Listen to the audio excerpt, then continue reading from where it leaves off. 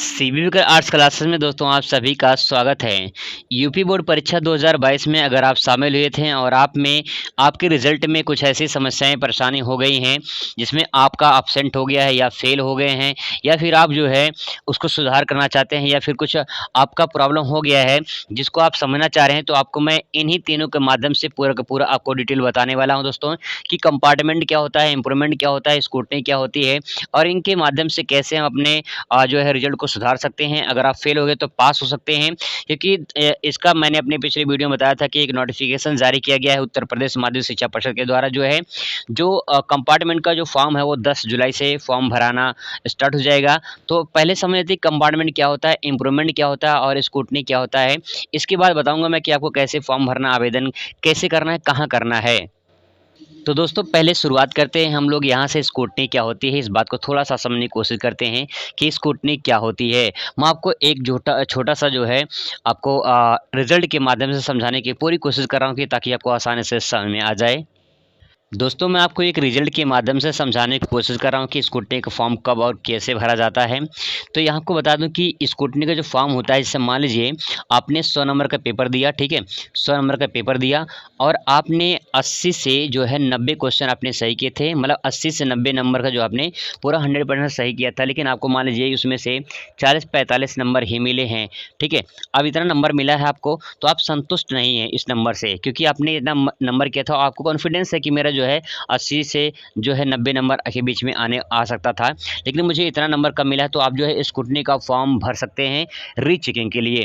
दोस्तों आपको करना क्या होता है कि उसमें कॉपी, आपको पेपर देना नहीं होता है। आपने जो पेपर दिया था उसी पेपर का जो है रीचेकिंग होता है, ठीक है। उसी पेपर का रीचेकिंग मतलब दोबारा चेक होता है कि आपको नंबर कम क्यों मिला है। ये पहला ऑप्शन हो गया। दूसरा ऑप्शन ये है कि अगर आपने पेपर जब आपका हुआ था, अगर आपने पेपर दिया था, ठीक है, आपने पेपर दिया था लेकिन आपके पेपर में आपका एब्सेंट चढ़ गया है, ठीक है, किसी प्रकार से एब्सेंट हो गया है, वो बोर्ड की गलती है या फिर कॉलेज की गलती है, जहाँ पे सेंटर गया था वहाँ गलती है, लेकिन आप प्रेजेंट हैं, ठीक है, आप प्रेजेंट हैं और दूसरी बात है आपके पेपर में एब्सेंट चल गया जिसकी वजह से आप फेल हो गए हैं, तो आप स्क्रूटनी के माध्यम से जो है यहाँ पे एब्सेंट को जो है प्रेजेंट करवा सकते हैं और फेल से आप पास हो सकते हैं। तो ये स्क्रूटनी के माध्यम से होता है, ठीक है। आपने पेपर दिया था लेकिन आपका एब्सेंट शो कर रहा है। तो दूसरी बात ये, नंबर अगर आपको जो है कम मिला है तो नंबर को आप जो है रीचेकिंग करने के लिए कि भाई नंबर क्यों कम मिला है, तो स्क्रूटनी का फॉर्म भर सकते हैं। तो आई होप कि आपका स्क्रूटनी का दोस्तों मतलब समझ में आ गया होगा। अब बात करते हैं अगले पॉइंट पर। दूसरी बात दोस्तों, बात करते हैं हम लोग यहाँ इम्प्रूवमेंट में, स्क्रूटनी की बात हो गई, ठीक है। अब बात करते हैं इम्प्रूवमेंट का फॉर्म कब भर सकते हैं और कैसे भर सकते हैं। अब दोस्तों यहाँ पे आकर बात करूँ यहाँ पे कि यहाँ पे नंबर इनका देखिए 216 नंबर है, ठीक है, 500 में से 216 नंबर है, ये पास है लेकिन थर्ड डिवीजन पास हैं, ठीक है। अब यहाँ पे करना क्या है कि अगर मान लीजिए ये अपने एक सब्जेक्ट में, इम्प्रूवमेंट में एक ही सब्जेक्ट के लिए जो है आप जो है अप्लाई कर सकते हैं, एक से ज़्यादा नहीं। अगर एक सब्जेक्ट में आप सुधार चाहते हैं, जैसे मान लीजिए अगर इनका हिंदी में नंबर कम आया है या फिर सोशियोलॉजी में देखिए 33 नंबर सिर्फ पास हुए हैं, 100 में से 33 नंबर आया है, तो अगर यहाँ पे 33 आया, अगर ये मान लीजिए समाजशास्त्र में, सोशियोलॉजी में पेपर देना चाहते हैं, तो किसी इसमें से इस पाँचों में से कोई एक आपको जो है अगर वो देना चाहते हैं, कोई एक ही फॉर्म भर पाएंगे, मतलब एक ही विषय के लिए जो आवेदन कर पाएंगे उसी में आपका सुधार हो जाएगा, बाकी और किसी में सुधार होने की संभावना बिल्कुल नहीं है।